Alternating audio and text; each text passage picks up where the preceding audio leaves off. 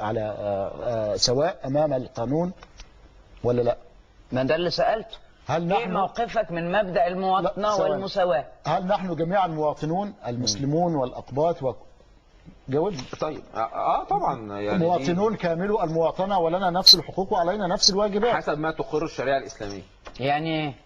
يعني نشوف الشريعة الإسلامية بتقول ايه. طب انا لا اجبر حضرتك حتى تقولي بكلام ده هيدخلنا هيدخلنا في ان القبط هيقول لك حسب ما تقره الشريعة. انا عاوز ارد على موضوع وبالتالي نحن بننسف مفهوم الدولة، بننسف مفهوم المواطنة من جذور، وبنساق أو نسوق أنفسنا جميعا إلى جحيم اقتتال طائفي. لا أبدا.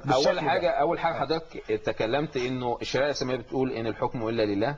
طب الأقباط بيقولوا على الجانب الآخر كذا. أولا بيقولوا إيه؟ أول ما أنا إيه على الجانب الآخر؟ هنفترض يعني لا بيقولوا إيه؟ ما بيقولوش حاجة. بيقولوا لتخضع كل نفس للسلاطين الفائقة فليس سلطان إلا من الله، والسلاطين الفائقة هي من ترتيب الله، حتى إنه من يقاوم السلطان يقاوم ترتيب الله. حضرتك دي بقى فين؟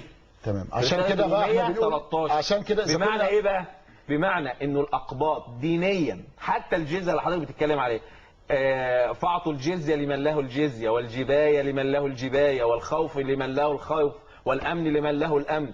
الأقباط المسيحيون مأمورون بالانصياع والائتمار بكلام السلاطين الفائقة، ألا وهم الرؤساء والمتحكمين في الدول التي يعيشون. بس على فكرة انت عارفة حضرتك لا دي واحدة دكتور حسين. لا مأمورون ده كل العالم الغربي تجاوز الموضوعات دي من زمان. في ديمقراطية في أوروبا وفي أمريكا. ثواني احنا بنتكلم على الأقباط المتمثلين في الكنيسة الأرثوذكسية اللي هي يعني عمود الدين.